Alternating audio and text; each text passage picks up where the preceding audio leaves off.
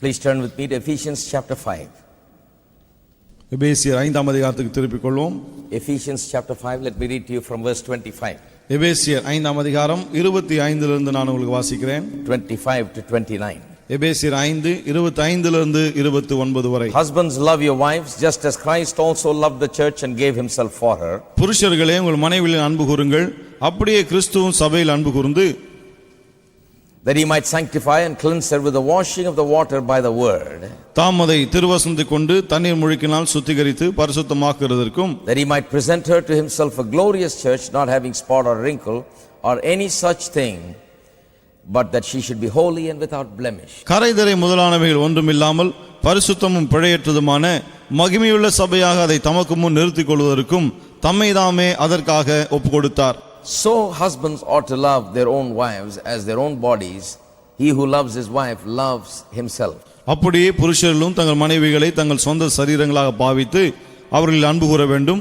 தன் மனைவியில் அன்பு கூறுகிறவன் தன்னில் தான் அன்பு கூறுகிறான். For no one ever hated his own flesh but nourishes and cherishes it, just as the Lord does the church. தன் சொந்த மாம்சத்தை பகைத்தவன் ஒருவனும் இல்லையே, கர்த்தர் சபையை போஷித்து காப்பாற்றுவது போல ஒவ்வொருவனும் தன் மாம்சத்தை போஷித்து காப்பாற்றுகிறான். In our series on marriage and family, we've been talking about husbands. திருமணம் குடும்ப வாழ்க்கையும் என்ற தொடர் போதனையிலே கணவன்மார்களை குறித்து நாம் பேசிக் கொண்டிருக்கிறோம்.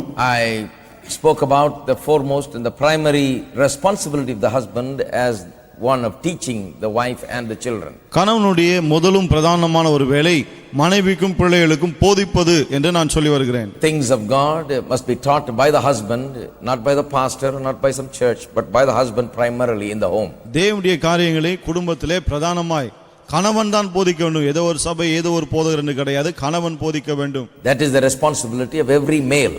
ஒவ்வொரு ஆணுடைய கடமையும் அதுதான். So when you want to get a husband, you better find out whether he can teach you. ஆகவே ஒரு கணவனை தேடும்போது அந்த கணவன் உங்களுக்கு போதிக்கக்கூடியவரா என்பதை அறிந்து தேடுங்கள். Does he know the things of God?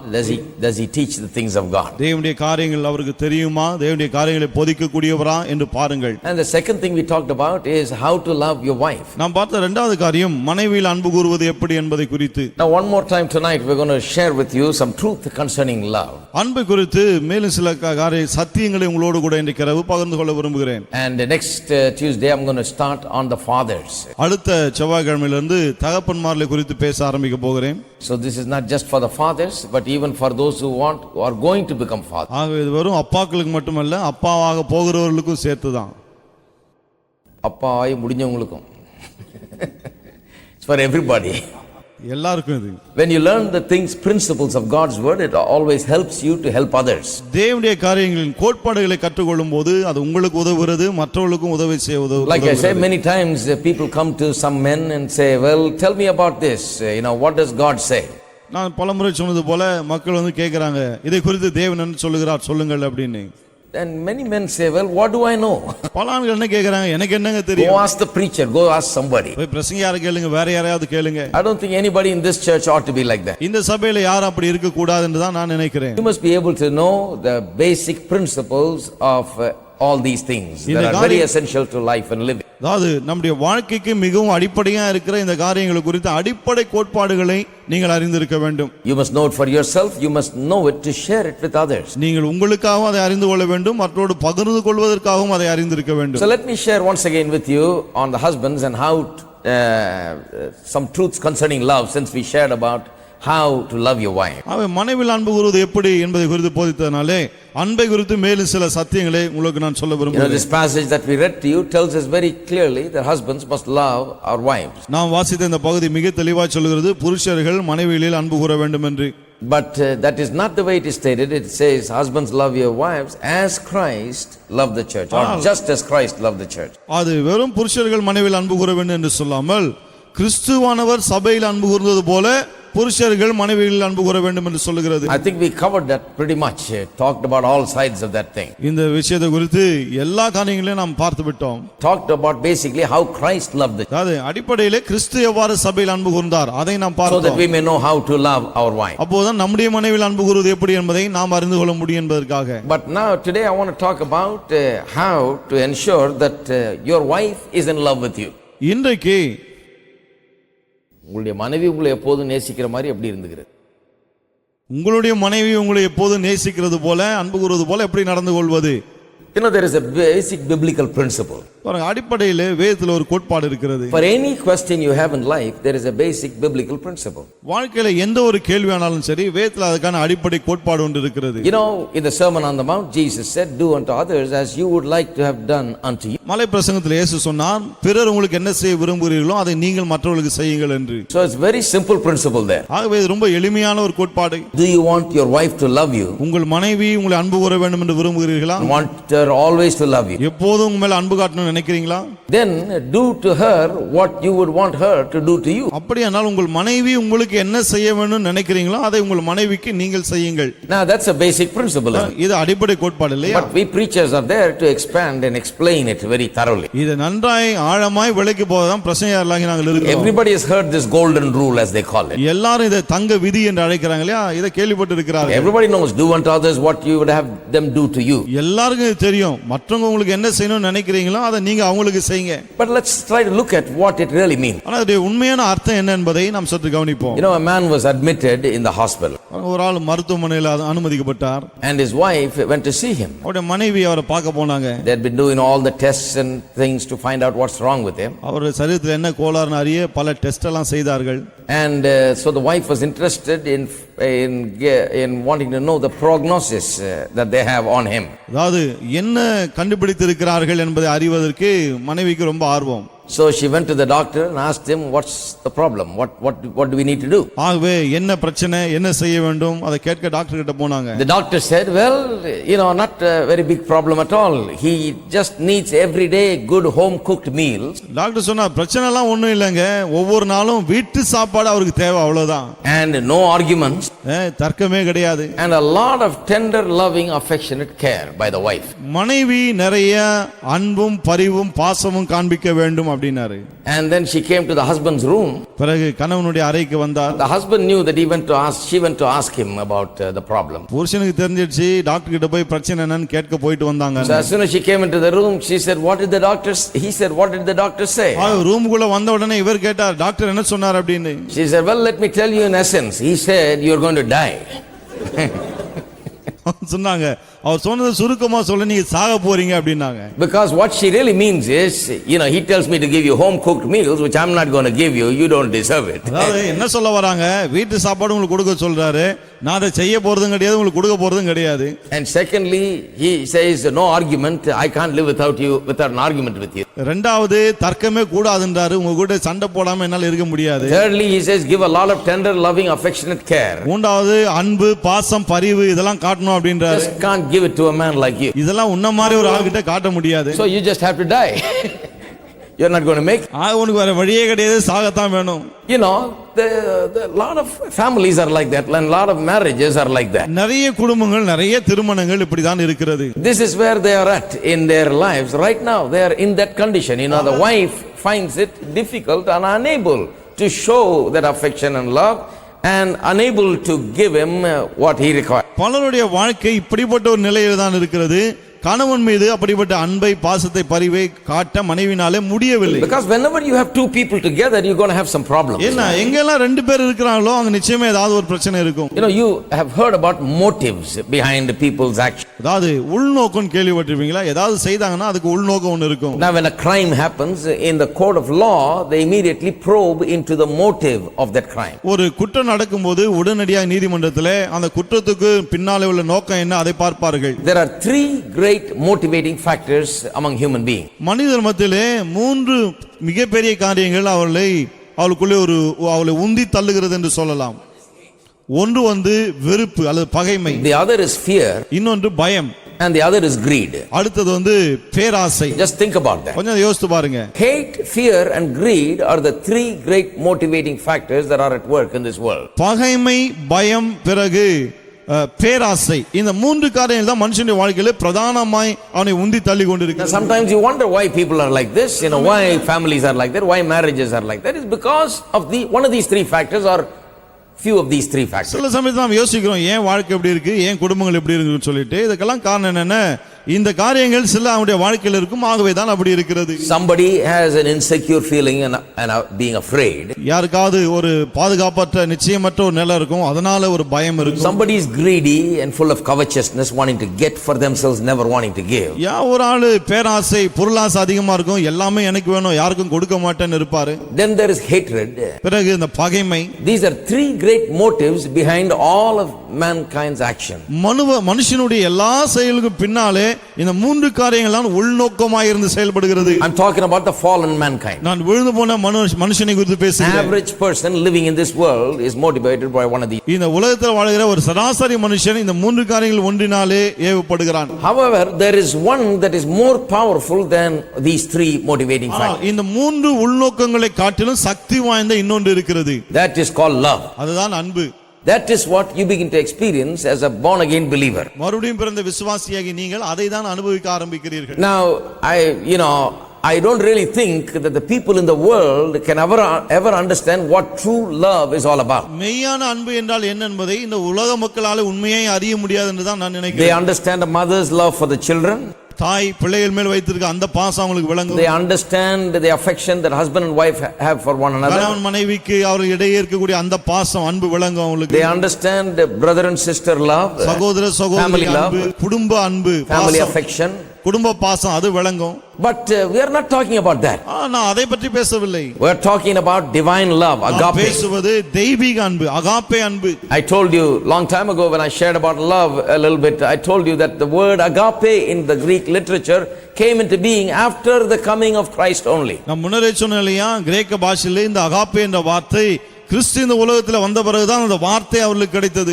That means there was no word in the Greek language to describe divine love. அது அர்த்தம் என்ன? இந்த தெய்வீக அன்பை விளக்குவதற்கு கிரேக்க மொழியிலே பாஷையே இல்லை, ஒரு வார்த்தையே கிடையாது. Other words to describe all kinds of love. பலவிதமான அன்பை குறிப்பதற்கு வேறு பல வார்த்தைகள் அங்கு இருந்தது. These all kinds of love failed all the time. ஆனால் இந்த எல்லா அன்புகளும் எல்லா நேரத்திலும் தோல்வியுற்றன. But the Bible says love never fails, talking about divine love, agape love. ஆனால் வேதம் அன்பு ஒரு ஒழியாது என்று சொல்லும்போது தெய்வீகமான இந்த அகாப்பே அன்பு குறித்து தான் அது பேசுகிறது. Love has the very nature of God in it because God's nature is love. தேவனுடைய அன்பு, தேவனுடைய சுபாவமே அன்பா இருக்கிறபடினாலே அன்பிலே தேவனுடைய சுபாவம் தன்மை இருக்கிறது. So I would say to you that love has a winning nature, a conquering nature in itself. நான் உங்களுக்கு என்ன சொல்வேன், இந்த அன்புக்கு ஜெயிக்கிற அல்லது மேற்கொள்ளுகிற ஒரு தன்மை இருக்கிறது. So when a person lives by divine love, ஒரு ஆள் தெய்வீக அன்பிலே வாழும்போது he is able to overcome all obstacles by love. எல்லா தடைகளையும் அன்பினாலே அவரால் மேற்கொள்ள முடிகிறது. He triumphs over all evil by love. எல்லா தீமைகளையும் அன்பினாலே மேற்கொள்ள முடிகிறது. Because love is a literal force, a conquering, winning force. ஏனால் அன்பு எழுத்தின்படியே மேற்கொள்ளுகிற ஜெயிக்கிற ஒரு வல்லமையே இருக்கிறது. So where there is hatred and fear and greed and all of these things are dominating, when divine love comes, it overcomes all of those things and begins to dominate that situation, that person and that family. ஆகவே எந்த இடத்திலே இந்த பகைமை, பேராசை, பயம் போன்ற காரியங்கள் இருக்கிறதோ அங்கே தெய்வீக அன்பு வரும்போது அதுவே எல்லாவற்றையும் மேற்கொண்டு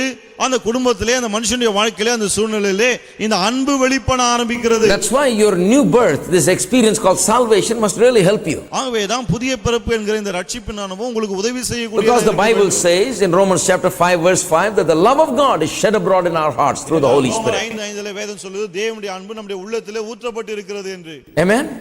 Every believer has the love of God poured in his heart. ஒவ்வொரு விசுவாசிக்குள்ளாகவும் தேவனுடைய அன்பு ஊற்றப்பட்டு இருக்கிறது. That's a good starting point. அதுதான் ஒரு நல்ல ஆரம்பம். அது you have love, அன்பு இருக்கிறது. you have the winning power and ability. ஜெயிக்கக்கூடிய வல்லமையும் ஆற்றலும் உங்களுக்கு இருக்கிறது. To have love means that you have the power to win. அன்பு இருக்கிறது சொன்னால் ஜெயிக்கக்கூடிய வல்லமை இருக்கிறது என்றார். To have love means you have the power to conquer. அன்பு இருக்கிறது என்று சொன்னால் ஜெயிக்கக்கூடிய ஆற்றல் இருக்கிறது. You have the power to overcome all obstacles that are in your way. உங்கள் வழியிலே இருக்கக்கூடிய எல்லா தடைகளையும் மேற்கொள்ளக்கூடிய ஒரு வல்லமை உங்களுக்கு உண்டு என்று அர்த்தம். That means you have the ability to clear out all the hatred, greed and fear and all these things that stand in the way of your harmony and peace in your home. குடும்பத்திலே இந்த ஒற்றுமையும் சமாதானமும் இல்லாதபடி குலைக்கக்கூடிய இந்த பயம், பேராசை, பகைமை போன்ற காரியங்கள் எல்லாம் அகற்றக்கூடிய அப்படிப்பட்ட ஒரு வல்லமை உங்களுக்கு உண்டு என்று அர்த்தம். But then love is like how we exercise love is like this. ஆனா இந்த அன்பை நாம் காட்டுகிற விதம் எப்படி இருக்குன்னு சொன்னா, You know, it's like a child is born and it has all the abilities of a human being inside in seed form. ஒரு குழந்தை பிறக்கும்போது அந்த குழந்தைக்குள்ளே ஒரு மனுஷனுக்கு என்னெல்லாம் ஆற்றல் திறமை இருக்கோ எல்லாமே ஒரு விதையின் வடிவில் அதற்குள்ளா இருக்கிறது. As the child grows up, he or she begins to express those qualities. அந்த பிள்ளை வளரும் போதுதான் இந்த தன்மைகளை எல்லாம் அது வெளிக்காட்ட ஆரம்பிக்கிறது. So when the child is small, he is always selfish. ஆகவே சின்ன குழந்தை வந்து சின்னதா இருக்கும்போது எப்போதும் சுயநலமா இருக்கும். You try to get one little child to give her doll to another child. ஒரு சின்ன பிள்ளை இந்த பொம்மையை அந்த குழந்தை கொடுன்னு சொல்லி பாருங்க. That's the most difficult thing. அதான் ரொம்ப கஷ்டமான விஷயம். When you say give it, that's when she holds it very tight. கொடுன்னு சொன்னோம்னா அப்பதான் கெட்டியா பிடிச்சுக்குது அது. She just does not understand that. You know, she's at that stage in her life. She just does not want to depart from. Does not want to part with her stuff. அந்த குழந்தைக்கு அது விலங்கல பாருங்க. அந்த குழந்தை எந்த பருவத்துல இருக்குன்னா அத கொடுன்னு சொன்னா தெரியல, எல்லாமே எனக்கு தான்ற ஒரு பருவத்துல இருக்கிறது. You know, that is why talking about love in 1 Corinthians 13, as he closes that chapter on love, Paul says, when you grow up, you put away childish. ஆகவேதான் 1 கொரிந்தியர் 13 அதிகாரத்திலே அன்பை குறித்து பேசி அந்த அதிகாரத்தை முடிவுக்கு வரும்போது என்ன சொல்கிறார் பவுல், நீங்கள் வளரும் போது குழந்தையை போல இருக்கிற தனத்தை விட்டுவிட வேண்டும். Grow in love, you stop being a child and start being an adult. நீங்கள் வளரும் போது நீங்கள் வளர்ந்தவர்களை போல இருக்க வேண்டும், குழந்தையை போல இருப்பதை நிறுத்த வேண்டும். If you have a child that is a little bit grown up and a child that is very small, ஒரு வளர்ந்த பிள்ளை இருக்கு, கொஞ்சம் சின்ன பிள்ளையா ஒன்னு இருக்குன்னு, you always tell the grown up child to accommodate and adjust with a smaller child and tell him, you know, give her the doll, let her play with it. You know, you just நாம எப்பவுமே வளர்ந்த பெரிய பிள்ளையை பார்த்தோன்னு சொல்கிறோம், அது சின்ன குழந்தை, அதை கொடு, அதுக்கு என்ன வேணுமோ எடுத்துக்கிட்டோம், அதுக்கு ஏற்ற மாதிரி நடந்துக்கோ, இப்படிதான் சொல்றோம். That's the way we have to deal with it. அப்படிதான் நாம அதை நடந்து But when the child grows up, ஆனா அந்த பிள்ளை வளரும் போது you see a remarkable change in that child. அந்த பிள்ளைக்குள்ளே ஒரு மிகப்பெரிய மாற்றத்தை பார்ப்பீர்கள். If that's a boy that is playing with cars and airplanes, பையனா இருந்தா கார் ஏரோப்ளேன் வச்சு விளையாடுவான். And then as he grows up and becomes a young man, அப்படியே வளர்ந்து வாலிபன் ஆகும்போது he is not interested in cars and airplanes anymore. இப்போ அந்த கார் ஏரோப்ளேன்ல இன்ட்ரஸ்ட் இல்ல அவனுக்கு. He is now looking at girls. இப்போது பெண்களை பார்க்கிறான். He's got his eyes on something else. இப்படியே இப்போ அவனுடைய கண்ணு வேற எது மேலயே இருக்கு. Nature has changed. His nature is developing. அவனுடைய தன்மை வளருகிறது. What is already inside of him is now coming out. அவனுக்குள்ள ஏற்கனவே இருக்கிற அந்த காரியம் இப்போது வெளியே வருகிறது. That is not bad. He is just growing up. He is becoming a man and he is showing that he is now becoming a man. அது மோசம் கிடையாது. வளர்ந்து இப்போ சரியான ஒரு ஆண் மகனா வருகிறபடினாலே நான் ஒரு ஆம்பளை என்பதை அவன் காட்டுகிறான். There are some interests that are there inside that was not there when he was playing with the cars. Now it's there. அவனுக்குள்ள சில விஷயங்கள் இருந்தது, கார் ஏரோப்ளேன் விளையாடும் போது அது வெளிப்படல, ஆனா வளர்ந்த பிறகு அதெல்லாம் வெளிப்படுகிறது. That is how we grow from childishness and not being able to show love, living in greed and hate and fear, to living in love. இப்படியாக தான் குழந்தை போல இருக்க அந்த நிலையிலிருந்து பகைமை, பயம், பேராசை என்கிற அந்த நிலையிலிருந்து நாம் வளர்ந்து வந்து அன்பை வெளிப்படுத்தக்கூடிய ஒரு நிலைக்கு வந்து விடுகிறோம். That's how you grow up. இப்படிதான் நீங்க வளருகிறீர்கள். After you're born again, this divine nature that is in you begins to express itself. நீங்கள் மறுபடியும் பிறந்த பிறகு உங்களுக்குள்ள இருக்கிற தெய்வீக சுபாவம் உங்களிலே வெளிப்பட ஆரம்பிக்கிறது. What we need to do is understand what love is all about. நாம என்ன செய்ய வேண்டும் சொன்னா இந்த அன்பு என்றால் என்ன என்பதை விளங்கிக் கொள்ள வேண்டும். So let me share with you few essential truths about love. ஆமென். அன்பை குறித்த சில அடிப்படை சத்தியங்களை நான் பகிர்ந்து கொள்கிறேன். Because a lot of us talk about love but we really don't know what love is. நம்ம நிறைய பேர் அன்பை குறித்து பேசுகிறோம், ஆனா அன்புனா என்னன்னு நமக்கு தெரியவில்லை. We know what someone else told us about love. அன்புனா என்னன்னு அவங்க ஏதாவது சொல்லி இருப்பாங்க, அது நமக்கு தெரியும். What the cinema says, what the TV said. சினிமால சொல்றது, டிவில சொல்றதெல்லாம் தெரியுது. It's the problem today. பிரச்சனை இன்னைக்கு அதுதான். People are more familiar with those things than the Bible. மக்கள் பைபிளை விட அந்த காரியம் சொல்றதெல்லாம் நல்லா அறிஞ்சிருக்காங்க. But we are interested in what the Bible says. வேதம் சொல்வதில தான் நாம் ஆர்வம் காட்டுகிறோம். That is the truth. அதான் சத்தியம். Because Jesus said, thy word is truth. ஏன்னா இயேசு சொன்னார் உம்முடைய வசனமே சத்தியம் என்று. That means everything else is not the truth. அப்படினா மற்ற எதுவுமே சத்தியம் அல்ல. If everything else is aligned with the word of God, it goes along with the word of God, is in line with the word of God, then it is truth. மற்ற எல்லாமே தேவனுடைய வார்த்தைக்கு இசைவாய், தேவனுடைய வார்த்தைக்கு ஏதுவாய் இருக்கும்போது அதெல்லாம் சத்தியம். So the word is the thing, the standard by which you measure truth. ஆகவே தேவனுடைய வார்த்தை என்னும் இந்த கோலின்படி அளவுகோலின்படி தான் நம்ம எல்லாவற்றையும் அளக்க வேண்டும். Like I said in a conference, a preacher said, stand up all men and women. He said, then love your wife. நான் சொன்னாலே ஒரு கான்ஃபரன்ஸ்ல பிரசங்கியார் சொன்னார், எல்லா தம்பதிகளும் எழுந்து நின்று உங்க மனைவி அன்பு கூறுங்க அப்படினாரு. A lot of men didn't know what to do. நிறைய ஆண்களுக்கு என்ன செய்யறதுன்னு தெரியல. Then he asked them, what do we mean by loving your wife? அப்புறம் கேட்டார், மனைவில அன்பு கூறுதுன்னா என்ன தெரியுமா? They didn't know. அவங்களுக்கு தெரியல. Then he said, he asked them, what is love? அப்புறம் கேட்டார், அன்புனா என்ன அப்படினு. Everybody had their opinion, but none of them were able to pinpoint what love is. எல்லாரும் ஏதோ சொன்னாங்க, ஆனா அன்புனா என்னன்னு சரியா யாராலும் சொல்ல முடியவில்லை. That's the problem when you don't know. Like if I gave you a sheet of paper today and told you to write what love is, இன்னைக்கு உங்க கையில ஒரு பேப்பர் நான் கொடுத்து அன்புனா என்ன எழுதுங்க அப்படினு சொன்னேன்னா, what would you write? என்ன எழுதுவீர்கள்?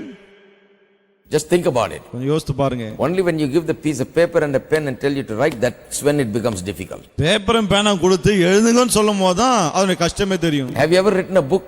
என்னைக்காவது ஒரு புத்தகம் எழுதி I've written a couple of books. That's the hardest thing. ஒன்னு ரெண்டு புக் எழுதி இருக்கேன் பாருங்க, ரொம்ப கஷ்டமான வேலையா தான். You know, I thought if you can preach, you can write. நான் யோசித்தேன், பிரசங்கம் பண்ண முடியும்னா எழுதவும் முடியும்னு. But when you preach, you just open your mouth, it comes. When you write, it just doesn't come, you know. ஆனா பிரசங்கம் பண்ணும்போது வாயை திறந்தா வருது, ஆனா எழுதும்போது வர மாட்டேங்குது. Writing makes a man precise, they say. என்ன சொல்றாங்க, எழுதும்போது தான் ஒரு மனுஷன் துல்லியமாய் காரியங்களை சொல்ல முடிகிறது. You can't just say things, you have to be accurate in saying. சும்மா ஏதாவது சொல்ல முடியாது, சொல்ல வேண்டிய விஷயங்களை சரியா துல்லியமா சொல்லணும். So what is love? ஆனா ஆகவே அன்புனா என்ன? Can you take a piece of paper and write what is love? ஒரு துண்டு பேப்பர் எடுத்து எழுத முடியுமா அன்புனா என்னன்னு சொல்லிட்டு? See, that is what I'm going to give you today. அதான் இன்றைக்கு நான் உங்களுக்கு கொடுக்க போகிறேன். Well, you can take a piece of paper and write what I'm going to say. நான் சொல்வதை நீங்க ஒரு பேப்பர்ல எழுதி வைத்துக் கொள்ளலாம். I'm going to give you certain truths concerning love. அன்பை குறித்து சில சத்தியங்களை உங்களுக்கு கொடுக்க போகிறேன். So we'll at least know how to identify what true love is. அப்போதான் மெய்யான அன்பு என்றால் என்ன என்பதை உங்களால அடையாளம் காண முடியும். Because how can we love your wife? How can you love your wife when you don't know what love is? What to do? அன்பு என்றால் என்ன செய்வது என்று அறியாமல் போகும்போது மனைவியிலே எப்படி அன்பு கூற முடியும்? So number one, முதலாவது, what is love? அன்பு என்றால் என்ன? One of the first qualities of love is love desires to give, has a desire to give. அன்புடைய முதலாவது ஒரு தன்மை என்ன? அன்பு கொடுக்க விரும்புகிறது. Everybody knows John 3:16. யோவான் 3:16 எல்லாருக்கும் தெரியும். God so loved the world that he gave his only begotten son, that whosoever believeth in him should not perish but must have everlasting life. தேவன் தம்முடைய ஒரே பேரான குமாரனை விசுவாசிக்கிறவன் எவனோ அவன் கெட்டு போகாமல் நித்திய ஜீவனை அடையும்படிக்கு அவரை தந்தருளி இவ்வளவாய் உலகத்திலே அன்பு கூர்ந்தார். That's the way we say it. You should. God so loved the world. அப்படிதான் சொல்ல, தேவன் இவ்வளவாய் அன்பு கூர்ந்தார் அப்படின்னு. But the thing is, how do we say it really? How should we say it? ஆனா அதை எப்படி நம்ம உண்மையா சொல்லணும்? What is the most important word in that whole word? அந்த வசனத்திலே முக்கியமான ஒரு வார்த்தை என்ன? It says God so loved the world. தேவன் இவ்வளவாய் உலகத்தில் அன்பு கூர்ந்தார். John is trying to say something about God's love. தேவனுடைய அன்பு குறித்து யோவான் எதையோ சொல்ல வருகிறார். He is trying to reveal God's heart and the love that was in God's heart. தேவனுடைய உள்ளத்தை, அந்த உள்ளத்தில் இருக்க அன்பை வெளிப்படுத்த முயற்சிக்கிறார். He says he so loved the world. சொல்றார் இவ்வளவாய் அன்பு கூர்ந்தார். That means love has a desire and a passion. It is passionate inside. அப்படின்னா என்ன அர்த்தம்? இந்த அன்பு உள்ளே மிகுந்த ஒரு ஆசையுடையதா இருக்கிறது. The desire and the passion to do something for the one that it loves. அதாவது தான் நேசிக்கிறவருக்கு எதையாவது செய்ய வேண்டும் என்ற ஒரு ஆசை அதற்குள்ள அன்புக்குள்ள இருக்கிறது. I think in every marriage that has to be there. நினைக்கிறேன் ஒவ்வொரு திருமணத்திலும் அது இருக்க வேண்டும் என்று. Is it there? இருக்காது. Do you love your husband or do you love your wife in such a way that you want to do something wonderful for them? என்னுடைய கணவனுக்கு அல்லது என்னுடைய மனைவிக்கு ஏதாவது அற்புதமான ஒரு காரியத்தை செய்ய வேண்டும் என்று நினைக்கிற அளவுக்கு அன்பு காட்டுறீங்களா? Passionate desire always to do something wonderful for them. ஒரு தீவிரமான ஆசை என்று சொல்லும்போது எப்போதுமே அவளுக்கு ஏதாவது நல்லது செய்ய வேண்டும் என்கிற ஒரு எண்ணம். The Bible says husbands love your wife. வேதம் சொல்லுது புருஷர்களே மனைவியில் அன்பு கூருங்கள். What does it mean? அதோட அர்த்தம் என்ன? It means husbands have a great desire, a passionate desire. So love your wife that you want to do something good for them. அதாவது புருஷர்களே இவ்வளவாய் அன்பு கூருங்கள், அதாவது அவளுக்கு ஏதாவது செய்ய வேண்டுமே என்று எண்ணக்கூடிய அளவுக்கு அந்த அன்பு இருக்கட்டும். You know, when a person so loves his wife, ஒருவர் தன் மனைவியிலே இவ்வளவாய் அன்பு கூறும்போது, then he is able to do anything for her. பிறகு அந்த மனைவிக்காக அந்த கணவனால் எதை வேண்டுமானாலும் செய்ய Ready to முடிகிறது. give time, ready to give money, ready to give work, ready to do anything. தன்னுடைய நேரத்தை, தன்னுடைய பணத்தை, தன்னுடைய வேலை எல்லாவற்றையும் அவளுக்காக கொடுக்க அவன் முற்படுகிறான். Turn with me to Genesis 29 verse 20. I'll show you a wonderful verse. ஆதியாகமம் 29:20 திருப்பம் ஒரு அற்புதமான காரியத்தை உங்களுக்கு காட்டுகிறேன். It's about Jacob. இது யாக்கோபை பற்றியது. Remember the story of Jacob? யாக்கோபுடைய கதை ஞாபகம் இருக்குல்ல I உங்களுக்கு? love the story, இந்த கதையெல்லாம் எனக்கு ரொம்ப பிடிக்கும் பாருங்க. particularly Jacob's story. குறிப்பாக யாக்கோபின் கதை. He went and the Bible says he ran away from his home. வேதம் சொல்லுகிறது அவன் தன் வீட்டில இருந்து ஓடி போனான் என்று. On the way he stopped and prayed பாதி வழியில நின்னு ஜெபிக்கிறான். because he saw a vision, தரிசனத்தை கண்டான். made a vow to God, தேவனோடு ஒரு பொருத்தனை பண்ணினான். and then he went to his uncle's house. பிறகு மாமா வீட்டுக்கு போனான். And as he approached the house, he saw this beautiful girl, uncle's daughter, தூரத்துல வரும்போதே மாமாவுடைய மகளை பார்த்தான். and she was pretty good looking. பார்க்க ரொம்ப அழகா தான் இருந்தா. So he fell for her immediately, அவன் உடனடியா காதல் கொண்டான். and he went near and kissed her. அருகே போனா முத்தம் செய்தான். Then it says he wept. பிறகு சொல்லுகிறது அவன் அழுதான். A lot of problems came into his life after நிறைய that. பிரச்சனை அதன் பிறகு அவனுடைய வாழ்க்கையில வந்தது. 7 years he worked, tried to get married to her. அவளை கல்யாணம் பண்ணதுக்காக 7 வருஷம் வேலை செய்தான். The end of the 7 years, they got him married to the one that he did not like so much. 7 வருஷம் முடிவில் எந்த பெண்ணை பிடிக்கலையோ அந்த பெண்ணை கல்யாணம் பண்ணிட்டான். The father-in-law was more tricky than him. இவனை விட தந்திரசாலியா இருந்தார். And then he said coolly, work for another 7 years, I'll give you my second daughter also. ரொம்ப கூலா சொன்னார், இன்னொரு 7 வருஷம் வேலை செய்ய அடுத்த பெண்ணையும் நான் கொடுக்கிறேன். You must have a lot of nerve.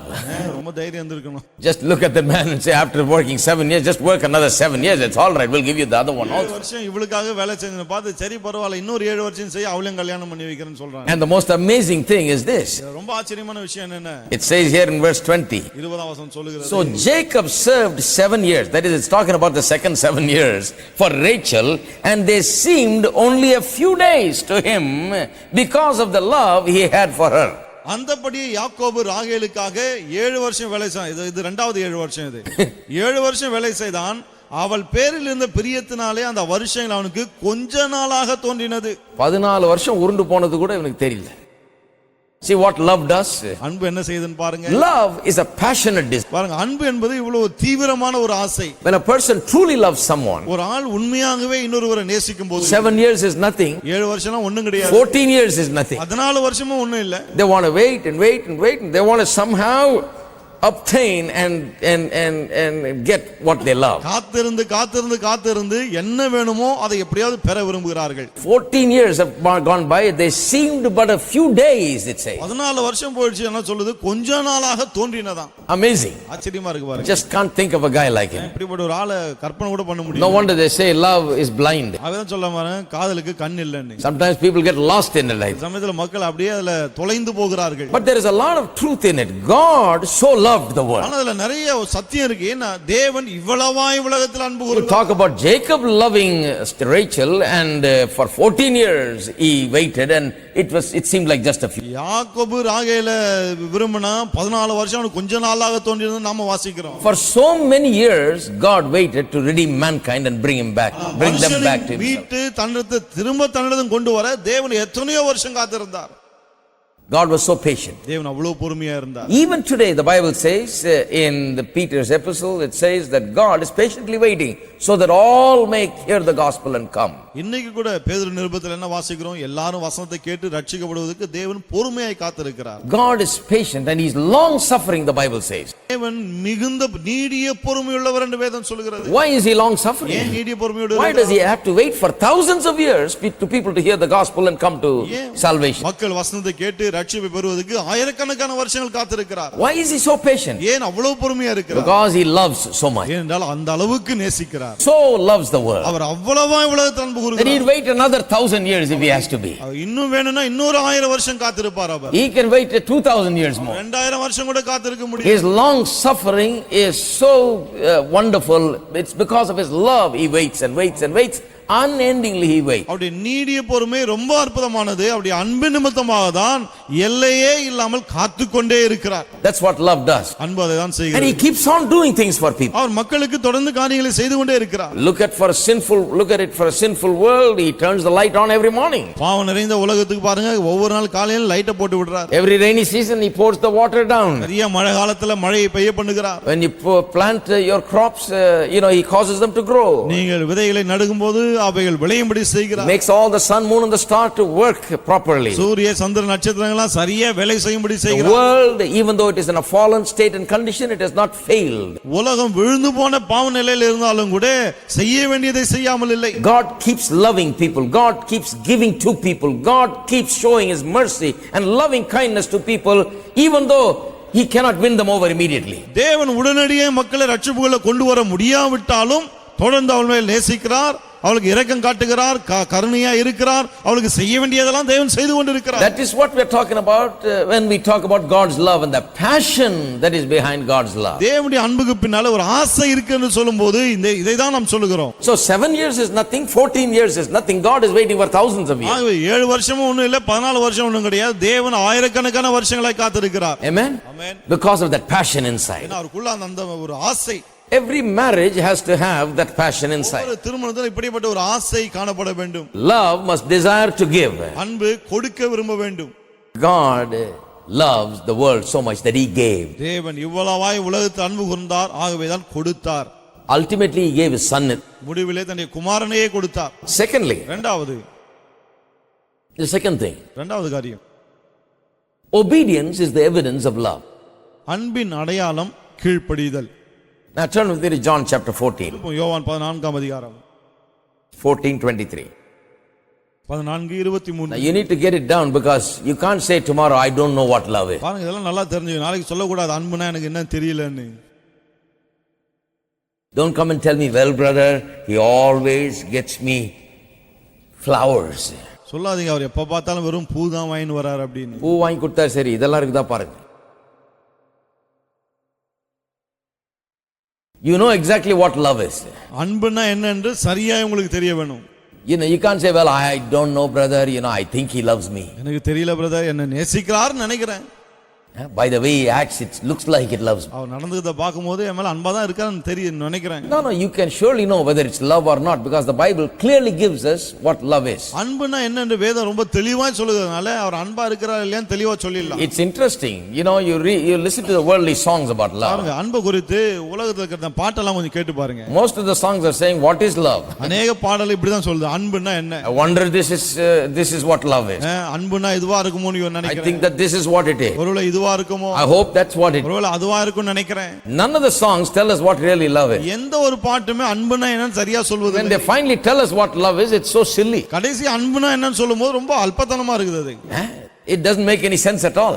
அர்த்தமே இல்லாம இருக்கு. But the Bible teaches so profoundly what love is and so clearly. ஆனா அன்பு என்றால் என்ன மிக தெளிவாய் மிக ஆழமாய் வேதம் சொல்லுகிறது. So every husband can go home today and literally just order his life in such a way that he knows that he is showing that love that Bible talks about. ஒவ்வொரு கணவனும் இன்னைக்கு வீட்டுக்கு போய் வேதம் சொல்லுது போல என் மனைவி மேல அன்பு காட்டுகிறேனா இல்லையா என்று அறிந்து அந்த அன்பு காட்ட ஆரம்பிக்கலாம். You know what it is to love. ஏன்னா உங்களுக்கு தெரியும் அன்பு காட்டுவனா என்னன்னு.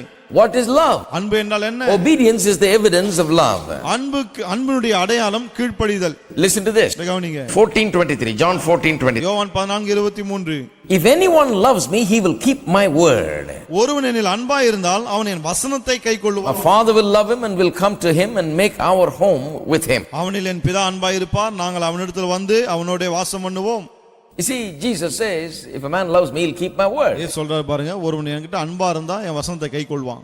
That means love always keeps the word and is bound to the word. அப்படின்னு என்ன அர்த்தம்? அன்பு எப்போதுமே வார்த்தை கைக்கொள்கிறது, வார்த்தை கைக்கொள்ள வேண்டும் என்ற ஒரு ஆசை அதற்குள்ள இருக்கிறது. When the word is given, it wants to keep the word. வார்த்தை வரும்போது அந்த வார்த்தையின்படி செய்ய விரும்புகிறது. That's what love is. அன்பு என்றால் அதுதான். Love doesn't say one thing and do another thing. அன்பு பேச்சு ஒன்று செயல் ஒண்ணா இருக்காது அதுக்கு. When you get married, you say, as long as we shall both live. திருமணம் செய்து கொள்ளும்போது நாம் உயிரோடு இருக்கிற வரையிலே. But for many times like I told you the other day, like one preacher said, let's leave that part out. நீ சொன்னாலே ஒரு பிரசங்கர் சொன்னார், அதை விட்டுடுவோம், நம்ம வேண்டாம் அந்த வார்த்தையை. வாழ்நாள் முழுவதும்ன்றது விட்டுறலான்றாரு. ஏன் கல்யாணத்தன்னைக்கு போய் சொல்ல வைக்கிறீங்க? Why do you want to make them lie on the wedding day? கல்யாணத்துக்கு எதுக்கு அவங்கள போய் சொல்ல வைக்கிறீங்க அப்படின்றாங்க. Because these days no marriages work out for the whole lifetime. ஏன்னா இப்பலாம் எந்த கல்யாணமும் சாவற வரைக்கும் நிலைத்து இருக்குது கிடையாது. At least in the western world that's the way they see. மேற்கத்திய உலகத்துல அப்படிதான் அதை பார்க்கறாங்க. And so they say, well, it's a waste of time to say all my life. ஆகவே வாழ்நாள் எல்லாம்ன்ற வார்த்தையே வேஸ்ட் அப்படின்றாங்க. But that's what the Bible says. ஆனால் வேதம் அதை தான் சொல்லுகிறது. And when you give a word, you keep it. நீங்க ஒரு வார்த்தை சொல்லும்போது அதை கைக்கொள்ளுங்கள். God is bound by his word. தேவன் தம்முடைய வார்த்தைக்கு கட்டுப்பட்டவர். Does he obey his word? அவர் தம்முடைய வார்த்தைக்கு கீழ்ப்படிகிறாரா? You know, God obeys his word. தேவன் தம்முடைய வார்த்தைக்கு கீழ்ப்படிகிறார். Even though he is God, he puts himself under his word. அவர் தேவனா இருந்தாலும் தம்முடைய வார்த்தைக்கு கீழே அவர் தம்மை வைத்துக் He கொள்கிறார். gives his word and he himself lives by that word. அவர் வார்த்தையை கொடுக்கிறார், அந்த வார்த்தையின்படி அவரே வாழ்கிறார். That's what love does. அன்பு அதை தான் செய்கிறது. That is why love is dependable, because it will always do what it says. ஆகவேதான் அன்பை நாம் நம்பி சார்ந்து இருக்க முடியும். ஏன்னா அது எப்போதுமே என்ன சொல்லுகிறதோ அதை அப்படியே செய்யும். Whatever it says, it will accomplish. என்ன சொல்லுகிறதோ அதை நிறைவேற்றும். Thirdly, மூன்றாவது, love's depth is known by the degree of its giving. அன்பு Love's depth. அன்பு எந்த அளவுக்கு கொடுக்கிறது என்பதை வைத்துதான் அது எவ்வளவு ஆழமானது என்பதை நாம் அறிந்து கொள்ள முடியும். You can know really whether the love is deep or shallow. அந்த அன்பு ஆழமானதா இல்லாட்டி மேலோட்டமானதான்னு உங்களுக்கு தெரிஞ்சிடும். You can know how deep it is. அது எவ்வளவு ஆழம்னு உங்களுக்கு தெரியும். You know, there's an English song, secular song, says, how deep is your love? ஒரு உலக பிரபல ஒரு ஆங்கில பாடலுக்கு பாருங்க, சொல்லுது உங்க அன்பு எவ்வளவு ஆழமானதுன்னு. He sings all night standing there, how deep is your love? How deep? He doesn't know how deep. He doesn't know how to figure out how deep it is. அது எவ்வளவு ஆழமானது ராத்திரில நின்னு பாடுறான். ஆனா அவனுக்கே தெரியல அது எவ்வளவு ஆழம்னு. They sing it on all the, you know, parties and everything. How deep is your love? There's a bunch of people standing there. They don't know what love is. They don't know how deep it is. They don't know whether it's deep or what. பாட்டில ராத்திரி எல்லாம் பாடி நிக்கறாங்க. அன்பு எவ்வளவு ஆழமானது அதை கேட்டுட்டு நிறைய பேர் எவ்வளவு ஆழம்னு ஒண்ணுமே தெரியாம அவங்க கேட்டுட்டு இருக்காங்க. They say, oh, how wonderful, what a wonderful song. How deep is your love? அன்பு எவ்வளவு ஆழமானது, என்ன அருமையா பாடினார், அருமையா. The Bible tells you how you can measure the depth of love. ஆனால் அன்பின் ஆழம் எவ்வளவு என்பதை நாம் அறிய முடியும் என்று வேதம் தெளிவாய் சொல்லுகிறது. That's the value of Christian songs. Christian songs talk about this kind of truth. கிறிஸ்தவ பாடலுடைய மேன்மை அதுதான். இப்படிப்பட்ட சத்தியங்களை அந்த பாடல்கள் கூறுகிறது. So how deep is love? ஆகவே அந்த அன்பு எவ்வளவு ஆழமானது? Well, it is measured by the degree of giving. எந்த அளவுக்கு கொடுக்கிறது என்பதை வைத்து நாம் அதை அளந்து விடலாம். Turn with me to John's Gospel chapter 15 verse 30. திருப்போம் யோவான் 15:13. Greater love has no one than this, than to lay down one's life for his friends. ஒருவன் தன் சிநேகிதருக்காக தன் ஜீவனை கொடுக்கிற அன்பிலும் அதிகமான அன்பு ஒருவரிடத்திலும் இல்லை. Look at the way it's put. Greater love has no one than this love. பாரு, இந்த அன்பை விட பெரிய அன்பு யாரிடத்திலும் இல்லை என்று சொல்கிறது. It's talking about the love of Jesus, and it says no love is greater than this love. இயேசு அன்பை குறித்து பேசும்போது என்ன சொல்கிறது? எந்த ஒரு அன்பும் இந்த அன்பை விட பெரியது கிடையாது. How does it know? How does he know? எப்படி அது தெரியும்? It is because he lays down his life for his friend. ஏனென்றால் அவர் தன் சிநேகிதருக்காக தன் ஜீவனை கொடுக்கிறார். Do you know someone who will lay down his life for you? உங்களுக்காக தன் ஜீவனை கொடுத்த யாராவது உங்களுக்கு தெரியுமா? Then you can tell how deep that love is. அப்படினா அவருடைய அன்பு எவ்வளவு ஆழமானது நீங்க சொல்லிடலாம். That's the greatest love. அதுதான் மிகப்பெரிய அன்பு. If a man will give his life for you, that's the greatest love. ஒருவர் உங்களுக்காக தன் உயிரையே கொடுப்பாருன்னு சொன்னா அந்த அன்பு தான் மிகப்பெரிய அன்பு. So love's depth can vary, can be different for each person. அன்பின் ஆழம் என்பது வேறுபடலாம், மாறுபடலாம். And it can grow deeper and deeper every day. அது ஒவ்வொரு நாளும் ஆழமாய் போகக்கூடியது அது. By giving more and more, by loving more and more, and giving more and more, love can go deeper and deeper. ஒவ்வொரு நாளும் அதிகமாய் கொடுத்து அதன் மூலமா அந்த அன்பின் ஆழம் அதிகப்பட முடியும். Love has dimensions. அன்புக்கு பல பரிமாணங்கள் உண்டு. Otherwise, how would Ephesians chapter 3 verse 18 to 20, how would it talk about knowing the length, breadth and the height and depth of God's? இல்லாவிட்டால் எபேசியர் 3:18 முதல் 20 வசனத்திலே தேவனுடைய அன்பின் ஆழம், நீளம், அகலம், உயரம் இதெல்லாம் அறிந்து கொள்ள வேண்டும் என்று எப்படி சொல்ல முடியும்? God's love has height, depth, length, height, breadth and depth. ஆகவே தேவனுடைய அன்புக்கு ஆழம், அகலம், நீளம், உயரம் எல்லாம் இருக்கிறது. Everything has a meaning. எல்லாத்துக்கும் ஒரு அர்த்தம் இருக்கு. The breadth means that everyone, it includes everyone, leaves out nobody. அகலம் என்று சொல்லும்போது யாரும் அதுக்கு வெளியே இல்லை, எல்லாரும் அதுக்குள்ள இருக்கிறார்கள். Length means how far God's love will go. நீளம் என்று சொன்னா தேவனுடைய அன்பு எவ்வளவு தூரம் போக முடியும் என்பது. It means how far it will lift you up from where you are. உயரம் என்று சொல்லும்போது இருக்கிற நிலையிலிருந்து எவ்வளவு உயரம் உங்களை உயர்த்த முடியும் என்பது. It means how low it will come to pick you up from where you are. ஆழம் என்று சொல்லும்போது நீங்கள் இருக்கிற அந்த மோசமான நிலையிலிருந்து உங்களை தூக்கெடுக்க எவ்வளவு கீழே வர முடியும் என்று சொல்லுகிறது. The length and the breadth and the depth and the height of God's love is the most amazing thing to contemplate. இந்த தேவனுடைய அன்பின் ஆழம் அகலம் நீளம் உயரம் அதை சிந்திப்பதற்கு அருமையான ஒரு காரியம் அது. So, love can be measured by the degree of giving. ஆகவே கொடுப்பு எந்த அளவுக்கு கொடுக்கிறோம் என்பது மூலமாய் அன்பின் ஆழத்தை அறிய முடியும். That is why the Bible talks about how we know God's love. ஆகவேதான் வேதம் How we know God's love. ஆகவேதான் நாம் தேவனுடைய அன்பை எப்படி அறிவது என்பதை குறித்து வேதம் The சொல்லுகிறது. Bible talks about how we can know God's love. எப்படி நாம் தேவனுடைய அன்பை அறிய முடியும் என்று வேதம் சொல்லுகிறது. You want to know God's love? தேவனுடைய அன்பை அறிய வேண்டுமா? Look at the cross of Calvary. Kalvari சிலுவையை பாருங்கள். Given his only son. தம்முடைய சொந்த குமாரனை தந்தார். Die there. அங்கே சாகும்படிக்கு Did not even spare his son. தம்முடைய சொந்த குமாரனும் பார்க்கவில்லை. So this love withheld nothing, it gave the best. இந்த அன்பு சிறந்ததை கொடுத்தது, எதையும் வைத்துக் கொள்ளவில்லை. The degree of giving now shows the depth of love. எந்த அளவுக்கு கொடுத்தார் என்பதை பார்க்கும்போது அவருடைய அன்பின் ஆழம் எவ்வளவு என்பது விளங்குகிறது. See, you can give without loving. அன்பு காட்டாமலே கூட நீங்க கொடுக்கலாம். வெறுப்பிலே கூட கொடுக்கலாம். In many houses food is served without love. பல வீடுகள்ல அன்பு இல்ல வெறுப்புல உணவு சாப்பாட்டை கொண்டு போய் வைக்கிறாங்க. Not only chutney is hot, chutney சூடாகுது மட்டும் இல்ல, the heart is hot also. உள்ளமும் சூடாதான் இருக்கு. For these things you don't need love. You can give without love. பாருங்க, இதெல்லாம் அன்பு இல்லாம கூட கொடுக்க முடியும். But you cannot love without giving. ஆனா கொடுக்காமல் அன்பு கூற முடியாது. If you love, you cannot be without giving. நீங்கள் அன்பு கூர்ந்தால் நீங்கள் கொடுக்காமல் இருக்க முடியாது. And the depth of the love is determined by the degree of giving. அந்த அன்பின் ஆழம் நீங்கள் எந்த அளவுக்கு கொடுக்கிறீர்கள் என்பதை பொறுத்து அறிந்து கொள்ளலாம். The nature of love, the quality of love is found in the quality of giving. அன்பின் தரத்தை அவர்கள் கொடுக்கிற அந்த தரத்தை வைத்து நாம் அறிந்து கொள்ளலாம். So to know God's love is very easy. Simply look at what he has given as a gift to us, Jesus. தேவனுடைய அன்பின் தரத்தை அறிந்து கொள்வது ரொம்ப எளிது. என்ன, அவர் நமக்கு கொடுத்த அந்த இயேசுவை பார்த்தால் அது விளங்கிவிடும். Amen. Amen. That is the way husbands are asked to love. புருஷர்கள் இப்படிதான் அன்பு கூற வேண்டும் என்று சொல்லப்படுகிறது. No husband need to say, well, I don't know how to love my wife. The Bible says, love, I'm trying to do my best. ஆகவே எந்த புருஷனும் வேதம் அன்பு கூறுன்னு சொல்லுதுங்க, ஆகவே எப்படின்னு தெரியல, ஆனா முடிஞ்ச அளவுக்கு நான் அன்பு கூற பார்க்கறேன் அப்படினு சொல்ல முடியாது. That's what most people say. நிறைய பேர் அப்படிதான் சொல்றாங்க. அன்பு கூறுன்னு சொல்லுதுங்க, என்னால முடிஞ்ச அளவுக்கு நான் பண்றேங்க ஏதோ. That's what you hear, It says love your wife, so I'm just doing my best. What do you want me to do? அன்பு கூறுன்னு சொல்லுது, முடிஞ்ச அளவுக்கு அன்பு காட்டுறேன், இதுக்கு மேல நான் என்ன பண்றது? No, the Bible doesn't say love your wife. The Bible says love as Christ loved the church, and you better understand what love is and begin to do what love is. வேதம் வெறும் அன்பு கூறுங்கள் சொல்லல, கிறிஸ்து அன்பு கூர்ந்தது போல அன்பு கூறுங்கள் என்று சொல்லுகிறது. ஆகவே அன்புனா என்ன என்பதை வேதத்திலிருந்து அறிந்து கொள்ளுங்கள். All right, let's go to 4. சரி, நான்காவதுக்கு போவோம். How much we love is determined by how much we've been forgiven. Yeah, this is another diamond. இது அன்பினுடைய இன்னொரு பரிமாணம் என்னன்னு சொன்னா, எந்த அளவுக்கு நாம் மன்னிக்கப்பட்டிருக்கிறோம் என்பதை பொறுத்துதான் எந்த அளவுக்கு நாம் அன்பு காட்டுகிறோம் என்பது தெரிய வருகிறது. Remember that story in Luke chapter 7. லூக்கா 17 அந்த கதை ஞாபகம் இருக்கும்னு நினைக்கிறேன். Jesus talked about him who's forgiven much loves much. அதிகமாய் மன்னிக்கப்பட்டவன் அதிகமாய் அன்பு காட்டான் இயேசு சொன்னார் இல்லையா? That wonderful story. அருமையான கதை அது. Luke chapter 7. லூக்கா 7ஆம் அதிகாரம்.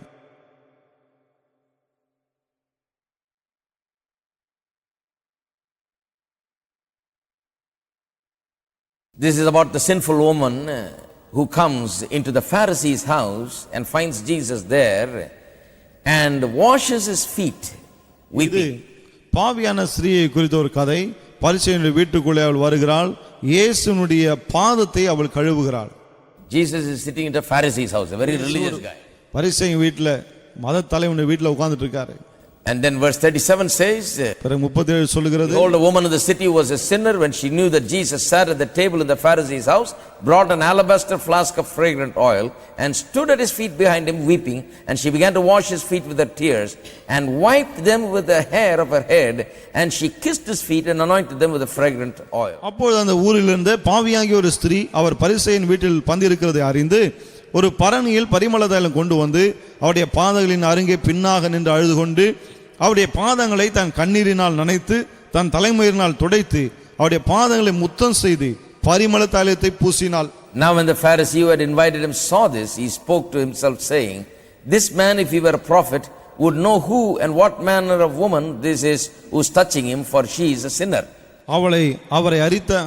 அவரை அழைத்த பரிசேயன் அதை கண்டபோது, இவர் தீர்க்கதரிசியா இருந்தால் தம்மை தொடுகிற ஸ்திரீ இன்னாள் என்றும் இப்படிப்பட்டவள் என்று அறிந்திருப்பார், இவள் பாவியா இருக்கிறாளே என்று தனக்குள்ளே சொல்லிக் கொண்டான். See, the religious man found it very difficult to accept that this sinner woman would come and wash his feet and worship him in this way. பாவியான ஒரு ஸ்திரீ வந்து இயேசுவின் பாதத்தை கழுவி இப்படி எல்லாம் அவரை ஆராதிப்பது இந்த பரிசேயனால ஏத்துக்க முடியல. It was very critical. He said, well, if he's a prophet, he know what kind of woman she is, and he won't let her touch him. குறையா பேசுறான் அதையே, இவர் தீர்க்கதரிசியா இருந்தா இந்த பெண்ணு தன்னை தொட விட மாட்டாரே அப்படின்னு. This man is not a prophet at all. இவர் தீர்க்கதரிசியே கிடையாது. Verse 40. 40ஆம் வசனம் பாருங்க. Jesus answered and said to him, Simon, I have something to say to you. He said, teacher, say it. இயேசு அவனை நோக்கி, சீமோனே, உனக்கு நான் ஒரு காரியம் சொல்ல வேண்டும் என்றார். அதற்கு அவன், போதகரே, சொல்லும் என்றான். There was a certain creditor who had two debtors. One owed 500 denarii and the other 50. அப்பொழுது அவர், ஒருவனிடத்தில் 2 பேர் கடன்பட்டு இருந்தார்கள். ஒருவன் 500 வெள்ளிக்காசும் மற்றவன் 50 வெள்ளிக்காசும் கொடுக்க வேண்டியதா இருந்தது. Big difference. One owed 10 times more than the other. பெரிய வித்தியாசம் பாருங்க. ஒரு ஆள் வந்து இன்னொரு ஆளை விட 10 மடங்கு அதிகமா கொடுக்கணும். When they had nothing with which to pay, he freely forgave them both. கொடுக்க அவனுக்கு நிர்வாகம் இல்லாத இருந்தபோது இருவருக்கும் கடனை மன்னித்து விட்டான். Tell me therefore which of them will love him more. இப்படி இருக்க அவர்கள் எவன் அவனிடத்தில் அதிக அன்பா இருப்பான், அதை சொல் என்றார். Simon answered and said, I suppose the one whom he forgave more. அதுக்கு சீமோன் பிரதியுத்தரமாக, எவனுக்கு அதிகமாய் மன்னித்து விட்டானோ அவனே அதிக அன்பா இருப்பான். Said to him, you have rightly judged. அதற்கு அவர், சரியாய் நிதானித்தாய் என்று Then சொல்லி, he turned to the woman and said to Simon, do you see this woman? I entered your house, you gave me no water for my feet, but she has washed my feet with her tears and wiped them with the hair of her head. ஸ்திரீயிடமாய் திரும்பி சீமோனை நோக்கி, இந்த ஸ்திரீயை பார்க்கிறாயே, நான் உன் வீட்டில் பிரவேசித்தேன், நீ என் கால்களுக்கு தண்ணீர் தரவில்லை, இவளோ கண்ணீரினால் என் கால்களை நனைத்து தன் தலைமயிரினால் என் கால்கள் அவைகளை துடைத்தாள். You gave me no kiss, but this woman has not ceased to kiss my feet since the time I came in. நீ என்னை முத்தம் செய்யவில்லை, இவளோ நான் உட்பிரவேசித்தது முதல் என் பாதங்களை ஓயாமல் முத்தம் செய்தாள். You did not anoint my head with oil, but this woman has anointed my feet with fragrant நீ oil. என் தலையில் எண்ணெய் பூசவில்லை, இவளோ என் பாதங்களில் பரிமள தைலம் பூசினாள். Therefore I say to you, her sins which are many are forgiven, for she loved much. But to whom little is forgiven, the same loves little. ஆதலால் நான் உனக்கு சொல்லுகிறேன், இவள் செய்த அநேக பாவங்கள் மன்னிக்கப்பட்டது, இவள் மிகவும் அன்பு கூர்ந்தாலே, எவனுக்கு கொஞ்சம் மன்னிக்கப்படுகிறதோ அவன் கொஞ்சமாய் அன்பு கூறுவான் என்று சொல்லி. Wonderful story. அருமையான கதை பாருங்க. He says how much we love is determined by how much we've been forgiven. நாம் எந்த அளவுக்கு அன்பு கூறுகிறோம் என்பது எந்த அளவுக்கு நாம் மன்னிக்கப்பட்டிருக்கிறோம் என்பதை பொறுத்து இருக்கிறது. Very true in relationships. உறவுகளிலே இது ரொம்ப சரி. How to get your wife to love you more? உங்கள் மனைவியை உங்க மேல எப்படி அதிகமாய் அன்பு காட்ட செய்வது? When there is no forgiveness, then love seems to diminish. மன்னிப்பு இல்லாத போது அங்க அன்பு குறைய ஆரம்பிக்கிறது. You always remember her faults and her shortcomings and never forgive and forget. எப்போதுமே மனைவியுடைய தவறுகளை குற்றங்குறைகளை நீங்க மறக்காம மன்னிக்காம இருந்தா, then it becomes very difficult for her to love. அவர்கள் உங்களை நேசிக்கிறது ரொம்ப கஷ்டமாயிருது. Because this is a principle that if she is forgiven much, the more she experiences forgiveness, the more she comes back with love. ஏன்னா கோட்பாடு இதுதான், எந்த அளவுக்கு அதிகமாக நீங்கள் அவளுக்கு மன்னிக்கிறீர்களோ அந்த அளவுக்கு திரும்ப அன்பை உங்கள் மேல் காட்டுகிறாள். Now men are sometimes stuck off, it's a prestige question. ஆண்களுக்கு சில சமயத்துல இது வந்து ஒரு பிரஸ்டீஜ் இஷ்யூ ஆயிடுது. It's like driving in the street. இது வந்து தெருவுல வண்டி ஓட்டிட்டு போற மாதிரி. Honk the horn, the guy doesn't want to move. He's just in the middle. He's got a lot of, he says, why should I move if you honk? Horn அடிச்சினே இருக்கீங்க, இவன் ஹார்ன் அடிச்சா நான் நகரணுமா, நான் அப்படியே போறான். Prestige issue. ஒரு prestige issue ஆயிடுது. He feels like, I am on the road and you shouldn't honk. நான் போறேன், நீ எப்படி என்ன ஹார்ன் அடிக்கிறது? You shouldn't go ahead of me. நீ என்ன தாண்டி போய்ட கூடாது. Men sometimes, mostly men are the ones that are having problem. பாருங்க, பெரும்பான்மை ஆண்களுக்கு தான் அந்த பிரச்சனை. Because they've got that thing inside of them. ஏன்னா அவங்களுக்குள்ள அது இருக்குது பாருங்க. You raise me, I raise you. என்ன விட வேகமா போறியா, நான் உன்னை விட வேகமா போய்க்காம. அவன் உருன்னு இவன் உருன்னு இன்னும் தூக்குறது. அது that's men's quality. That's man's ego. அது வந்து அந்த ஆணுடைய அந்த ஈகோ. அது ego has been given for a good purpose. இந்த நான் என்ற எண்ணம் வந்து நல்ல காரியத்துக்காக நல்ல நோக்கத்தோடு கொடுக்கப்பட்டது. So that man will have a great ego and rise up and be a man and provide for the family well. அப்பதான் இந்த ஆணுக்குள்ளே நான் என்ற எண்ணம் இருக்கும். அந்த எண்ணத்தினாலே அவன் தன்னுடைய குடும்பத்தை நல்லா கவனிப்பான், பராமரிப்பான் என்று. so that he'll be bold and confident and courageous and go and accomplish. அப்பதான் தைரியமா துணிச்சலா போய் காரியங்களை செய்வான் அப்படின்னு But கொடுக்கப்பட்டிருக்கு. since the fall, the ego has got thwarted now and got twisted. ஆனா பாவத்துல விழுந்ததுல இருந்து இந்த நான் என்ற எண்ணம் வேற மாதிரி போயிடுச்சு. Now he's using it negatively. இப்போ அத தவறான வழியில பயன்படுத்துறான். And that same ego plays in the house. In the house also it's like a traffic. அதே நான் என்ற எண்ணம் இப்ப வீட்லயும் டிராபிக் மாதிரி தான். நீயா நானா? நீ இப்படி பண்ண, நீ உருன்னு உருன்னு. If you do this, then I'll do this. நீ இப்படி பண்ணினா அத பண்ணுவேன். I'll do much more than you do. உன்னை விட அதிகமா பண்ணுவேன். You do this thing, then you get back this one. நீ இப்படி பண்ணினா அப்புறம் நான் இத உனக்கு பண்ணுவேன். This is like kind of like a game that goes on. ஒரு விளையாட்டு மாதிரி போயிட்டு இருக்கு பாருங்க. And then you expect that the wife will love you more. அப்புறம் மனைவி மேல அதிகமா அன்பு காட்டணும்ன்ற எதிர்பார்ப்பு. It's impossible. The principle does not allow. The law, there is no law that is working in favor of you so that your wife will love you more. இப்படி நீங்கள் நடந்து கொள்ளும்போது உங்க மனைவி உங்க மேல அதிக அன்பு காட்டுவதற்கு ஏற்ற பிரமாணம் ஒண்ணுமே இல்ல அங்க. Well, if you just lay your ego down a little bit and give in to her and just forgive her and forget about this thing. ஆனா அந்த நான் என்ற எண்ணத்தை கொஞ்சம் இறக்கி வச்சிட்டு மனைவியை மன்னிச்சு செஞ்ச தப்ப மறக்கும்போது, the more you forgive her, you find her coming back with more love. எந்த அளவுக்கு அதிகமாய் மன்னிக்கிறீங்களோ அந்த அளவுக்கு அதிகமாய் அன்பு காட்டுவதை பார்ப்பீர்கள். The more you don't forgive her, she comes back with more competition and hatred and all that. ஆனா எந்த அளவுக்கு அதிகமா மன்னிக்காம போறீங்களோ அப்பதான் நிறைய அந்த போட்டி பொறாமை போன்ற காரியங்கள் ஏற்படுகிறது. It's better to forgive and have good measure pressed down, shaken together, coming back to you, lot of love. ஆகவே மன்னித்து அதன் விளைவாக அமுக்கி குலுக்கி சரிந்து விழும்படி நிறைய அன்பு கிடைக்கிறது நல்லது. These things work like a law. பாருங்க, இதெல்லாம் ஒரு பிரமாணம் போல வேலை செய்கிறது. This is how it is. எல்லாம் இப்படிதான். You cannot act against the law and expect things to happen. பிரமாணத்துக்கு எதிரா நீங்க வேலை செஞ்சுட்டு உங்களுக்கு ஏற்ற போல எல்லாம் நடக்குன்னு எதிர்பார்க்க முடியாது. Forgive a lot, then lot more comes to you by way of love. நிறைய மன்னியுங்கள், அப்போதான் அன்பு நிறைய உங்களுக்கு கிடைக்கும். You get a good reward, good results. நல்ல பலன், நல்ல விளைவு ஏற்படும். That's what the Bible teaches. வேதம் அதான் போதிக்கிறது. So that's what love is. ஆகவே அன்பு என்று சொன்னால் அதுதான். How much we love is determined by how much we've been forgiven. எந்த அளவுக்கு நாம் அன்பு கூறுகிறோம் என்பது எந்த அளவுக்கு நாம் மன்னிக்கப்பட்டிருக்கிறோம் என்பதை பொறுத்து இருக்கிறது. Wife who's been forgiven time and time and time again loves more and more and more. திரும்ப திரும்ப திரும்ப மன்னிக்கப்படுகிற ஒரு மனைவி அதிகமாய் அன்பு காட்டுகிறாள். I know some of you will be saying, how many times should I forgive, brother? தெரியுது, சிலர் கேக்குறீங்க நான் எத்தனை முறை மன்னிக்கிறது அப்படின்னு. Like Peter said, should I forgive 7 times? பேதுரு கேட்டான் இல்லையா, 7 தடவை மன்னிக்கணுமான்னு. You know the answer of Jesus. இயேசு சொன்ன பதில் உங்களுக்கு தெரியும். To forgive infinitely, that's what he answered. இயேசு என்ன பதில் சொல்றாரு, கணக்கு பார்க்காம மன்னிங்க. Just forgive, because it will always come back to you, good measure pressed down, shaken. அம்மா மன்னிச்சிட்டே இருங்க, ஏன்னா அப்பதான் அமுக்கி குலுக்கி சரிந்து விழும்படி திரும்ப வரும். Amen. Amen. It's very easy to get her to love you. மனைவி உங்க மேல அன்பு கூற வைப்பது ரொம்ப easy. There are certain laws, சில பிரமாணங்கள் இருக்கு. and this is one of the laws. அந்த பிரமாணங்கள்ல இது ஒண்ணு. This is like putting the car on overdrive. இது எப்படின்னா கார் ஃபுல் ஸ்பீட்ல போறதுக்கு ஏர் போடுற மாதிரி. Life will go very smoothly. If you just forgive, it will just like a highway drive. மன்னிச்சீங்கன்னா ஹைவேல வண்டி ஓட்டுற மாதிரி தான். It will be nice. ரொம்ப அருமையா இருக்கும். If you don't forgive, ஆனா மன்னிக்கலனா கட்ட வண்டியில போற மாதிரி தான் இருக்கும். ரொம்ப கஷ்டமா இருக்கும். ரொம்ப தூரம் போணும். கட்ட வண்டி பிரயாணம் பண்றதுன்னா பண்ணுங்க. It will be very difficult. ரொம்ப கஷ்டமா இருக்கும். You can drive a nice Mercedes Benz. நல்ல மெர்சிடிஸ் பென்ஸ்ல கூட போலாம். நல்ல வேகமா போலாம். Amen. Amen. Life will be so wonderful if you just forgive.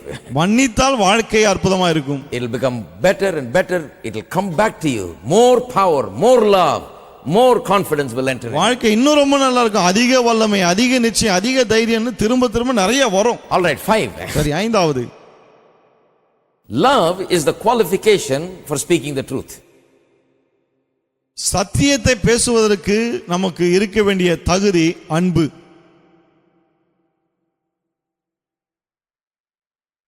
Love is the qualification for speaking the truth.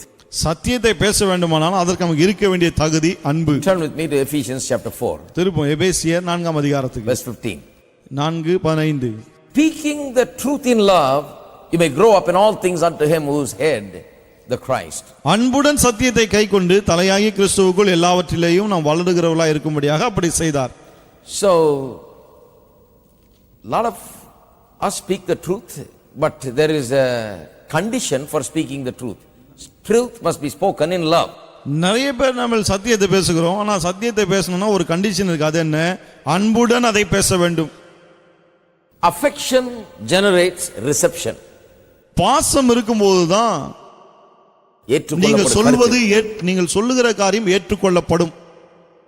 Otherwise what you say may be right but it will not be accepted. இல்லாட்டி நீங்க சொல்றது சரியான காரியமா இருந்தாலும் அதை ஏற்றுக்கொள்ள மாட்டார். How many husbands have this grievance? And I'm telling her, brother, she's not listening, you tell her. எத்தனை கணவர் பாருங்க, எவ்வளவு நான் சொல்றேங்க ஏத்துக்கவே மாட்டாங்க, நீங்களாவது சொல்லுங்க. That's not the pastor's job to tell her. மனைவிக்கு சொல்றது பாஸ்டருடைய வேலை இல்ல. You tell her. நீங்க சொல்லுங்க. Your wife. ஏன்னா உங்க மனைவி. Why she is not receiving is that it must be told in love. ஏன் அவங்க ஏத்துக்க மாட்டாங்கன்னா அன்பினாலே சொல்லப்படவில்லை. You don't need a pastor to tell her. இத சொல்றதுக்கு பாஸ்டர் தேவையில்லை. You don't need some third person say, please come and tell my wife this. இல்ல மூணாவது ஆளு கூட தேவையில்லை. தயவு செய்து வந்து என் மனைவி கிட்ட சொல்லுங்க இது. You are in that kind of a situation, you have a serious problem, my friend. The problem is not big problem, it is a problem of lack of understanding of how this whole thing works. இப்படிப்பட்ட ஒரு பிரச்சனை இருக்கும்போது அது ஒரு பெரிய பிரச்சனை கிடையாது. அதாவது இதெல்லாம் எப்படி வேலை செய்கிறது என்பது குறித்து ஒரு சரியான நீங்கள் அறியாத இருக்கிறது தான். The reason she is not accepting the truth that you are speaking is because there is no love in it. You are just speaking the truth but no love. நீங்க சொல்ற சத்தியத்தை ஏன் அவங்க ஏற்றுக்கொள்ளன்னு சொல்லனா, சத்தியத்தை தான் சொல்றீங்க ஆனால் அன்போடு கூட நீங்கள் அதை சொல்லவில்லை. So no matter how great the truth is, it will not be accepted. ஆகவே சத்தியம் எவ்வளவுதான் பெருசா இருந்தாலும் அதை ஏற்றுக்கொள்ள மாட்டார்கள். You know, same with preaching. அதே போல தான் பிரசங்கமும். God's word is full of love. தேவனுடைய வார்த்தை அன்பினால் நிறைந்திருக்கிறது. God loves people. தேவன் மக்களை நேசிக்கிறார். The Christian message is a message of God's love. கிறிஸ்தவ செய்தியே தேவனுடைய அன்பை குறித்த செய்தி. Amen. Amen. But sometimes some people preach it real mad, you know. சில சமயம் பாருங்க, சிலர் அப்படியே கோபத்துல பேசுவாங்க. அத கண்ணெல்லாம் உருட்டிட்டு அவங்கள பார்த்தாலே நமக்கு பயமா இருக்கும். ஐயோ என்ன, what message is this? இது என்ன செய்தி இது? Have you ever seen something like that? இப்படிப்பட்ட செய்தியை பார்த்திருக்கீங்களா? When I was in Bible college, I remember, you know, the man who taught us preaching was a wonderful Welsh professor. Bible college இருந்தப்போ எப்படி பிரசங்கிப்பது என்று எங்களுக்கு சொல்லிக் கொடுத்தவர் ஒரு வேல்ஸ் நாட்டை சேர்ந்த அற்புதமான ஒரு ஆள். Never thought about these things but he taught us very beautifully. இதெல்லாம் பற்றி நான் யோசித்ததே கிடையாது, ஆனா அவர் ரொம்ப பிரமாதமா சொல்லிக் கொடுத்தார். He made us read a book called Lectures to My Students by Spurgeon. Spurgeon எழுதின Lectures to My Students அந்த புத்தகத்தை வாசிக்க செய்தார். That was also very helpful. அதுவும் ரொம்ப பிரயோஜனமா இருந்தது. What this man said, some very practical suggestions were very helpful. அவர் வந்து ஒரு சில யதார்த்தமான சில காரியங்களை ஆலோசனை கொடுத்தார், ரொம்ப பிரயோஜனமா இருந்தது. I followed this until this day. இந்த நாள் வரை அதை கைக்கொள்ளுகிறேன். He said talk to people like you would talk to them in person. அதாவது தனிப்பட்ட முறையிலே சந்திச்சா எப்படி பேசுவீங்களோ அது போல ஜனங்களோட பேசுங்க. Even in a big crowd, talk to them like that. பெரிய கூட்டமா இருந்தாலும் அப்படி பேசுங்க. Don't talk like this. இப்படி எல்லாம் பேசாதீங்க. Don't talk like இப்படி பேசாதீங்க.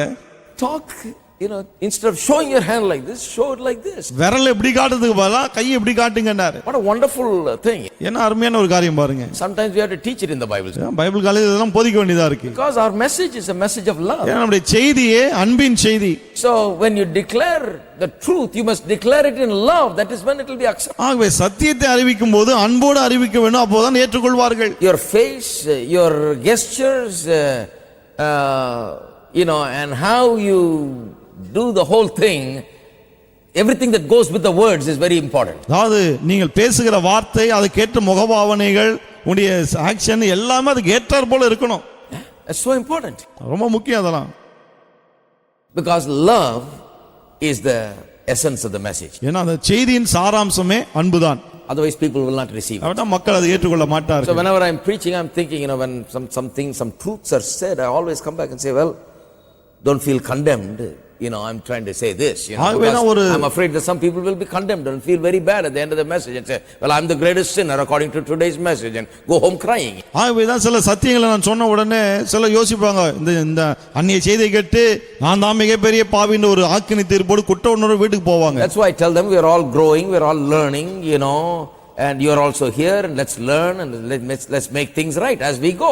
ஆகவேதான் நான் எப்போதும் சொல்றது உண்டு, நம்ம எல்லாரும் வளருகிறோம், கற்றுக்கொள்ள நம்ம எல்லாரும் வளருவோம் என்று சொல்லி அப்படி சொல்லி முடிக்கிறோம். Nobody is perfect. யாருமே பூரணர்கள் கிடையாது. So don't feel bad. ஆகவே மோசமா உணர வேண்டாம். If you counted all the points that I'm talking about today and say, well, I didn't even pass in one point.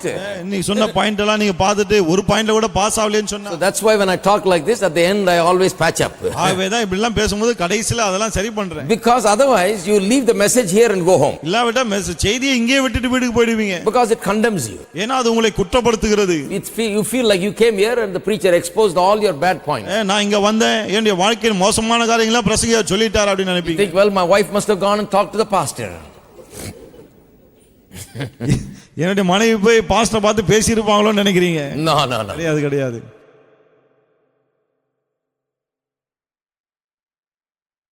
I'm just speaking from the word of God. தேவனுடைய வார்த்தையிலிருந்து பேசிக் கொண்டிருக்கிறேன். I'm speaking to myself, I'm speaking to you also. நான் எனக்கும் பேசுகிறேன், உங்களுக்கும் பேசுகிறேன். Truth is for all of us. சத்தியம் நம்ம எல்லாருக்கும் We உரியது. all have to understand. நம்ம எல்லாரும் அதை விளங்கிக் கொள்ள வேண்டும். Nobody needs to feel condemned. யாருமே நான் குற்றவாளி என்பது போல உணர We தேவையில்லை. just have to grow up நம்ம எல்லாரும் வளர and வேண்டும், mature நாம் தேற and வேண்டும், become better and better இன்னும் and better. சிறப்பாகிக் கொண்டே வர வேண்டும். Amen? Amen. That's the most wonderful thing about the truth. சத்தியத்தை குறித்து அற்புதமான விஷயமே அதுதான். So you can tell your wife the truth ஆகவே சத்தியத்தை மனைவிக்கு சொல்லலாம், and have her accept it and have her grow also. மனைவி அதை ஏற்றுக்கொண்டு மனைவியும் வளர முடியும். Now in the church, if the preacher has to be so merciful and so loving and kind to preach it in a loving way, சபையில பிரசங்கியார் அன்போடு கூட பாசத்தோடு கரிசனையோடு கூட பிரசங்கிக்கணும்னு சொன்னா, then at the home you are the pastor. குடும்பத்துல நீங்க தான் pastor. So you have to do the very same thing.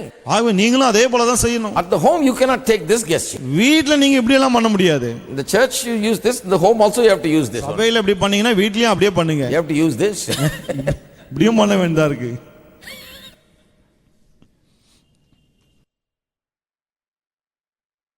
சில நேரத்தில் அதை விட கொஞ்சம் தாழ்ந்து வர வேண்டியதா இருக்கு. பரவாயில்ல. It will all come back to you, good measure, pressed down, shaken எல்லாம் together. அமுக்கி குலுக்கி அப்படியே சரிஞ்சு வரும் திரும்பி. Amen. Amen. So don't be afraid to give. ஆகவே கொடுக்க பயப்பட வேண்டாம். All right. சரி. Sixth, ஆறாவது, love conquers all.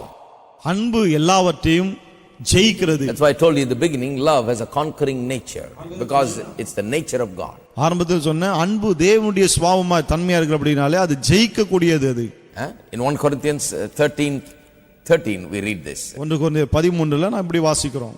1 Corinthians 13. 13. Now abide faith, hope, love, these three, but the greatest of these is love.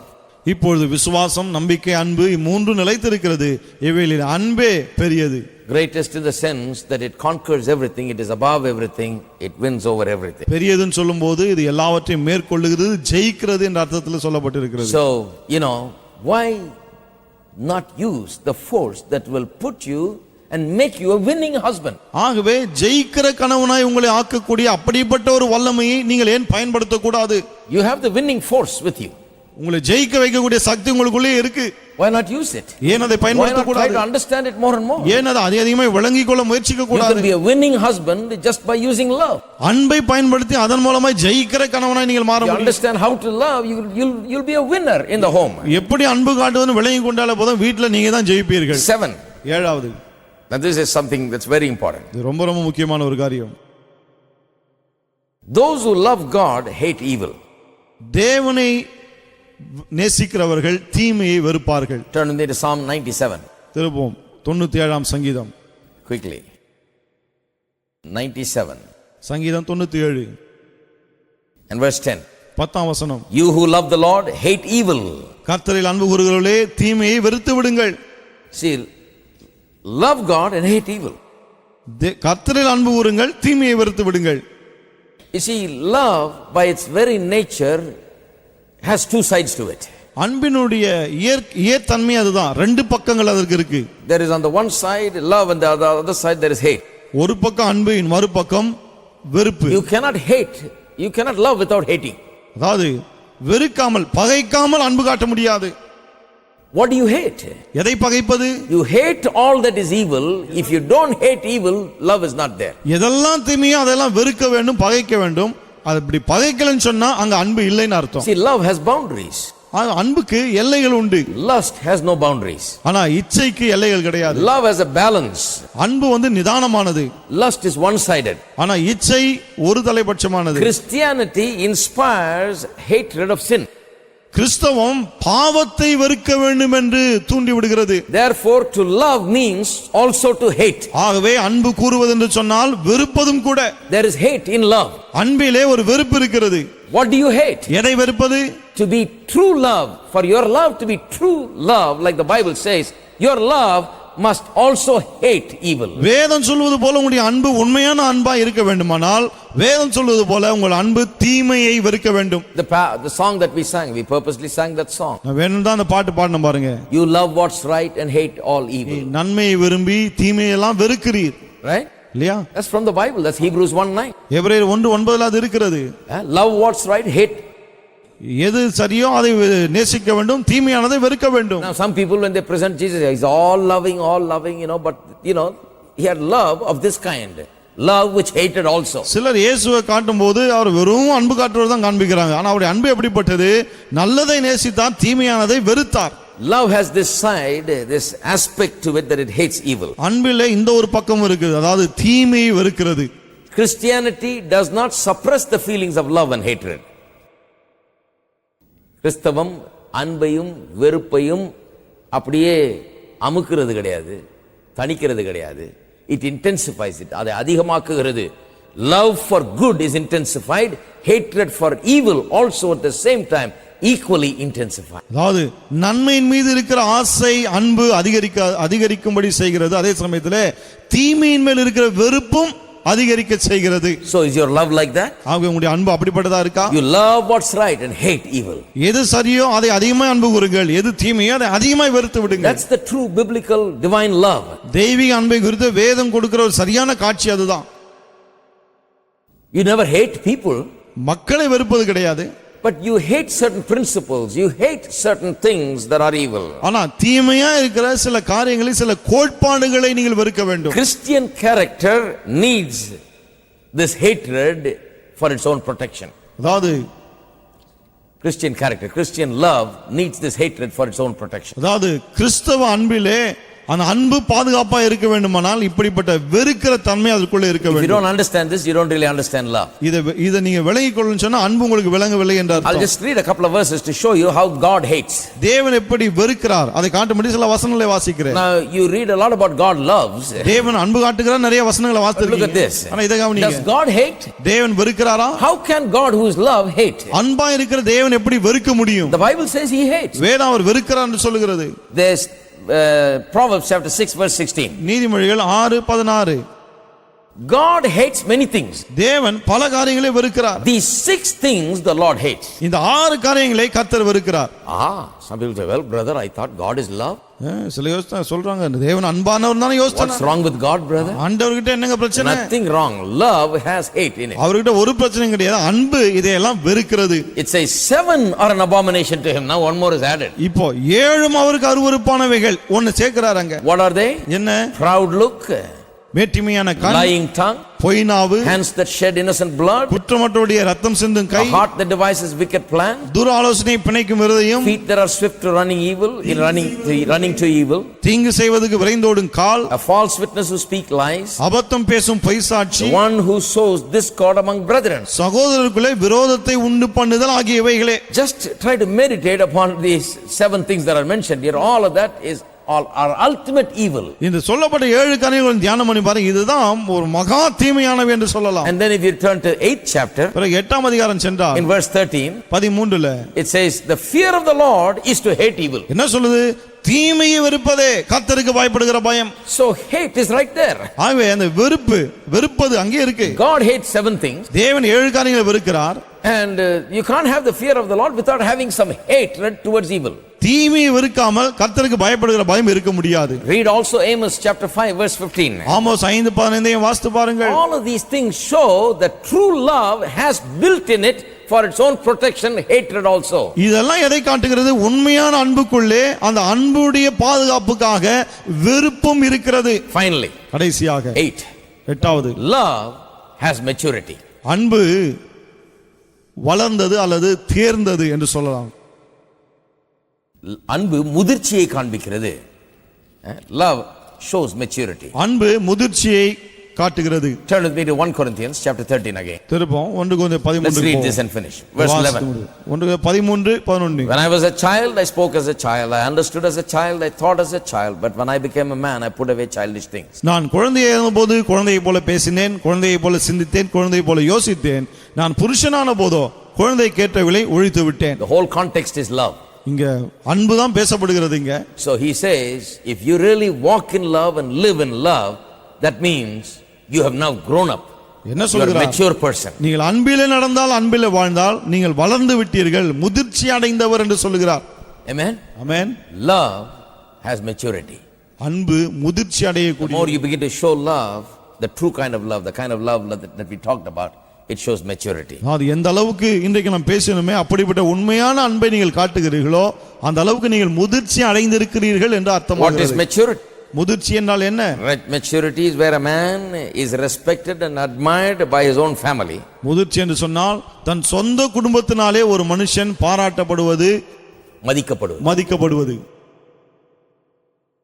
ஆனா முக்காவாசி என்ன சொல்லிடுறோம், தான் வீட்டில் தான் தனக்கு விரோதிகளே, அதுக்கு ஒரு வசனத்தை வேற எடுத்துறோம்.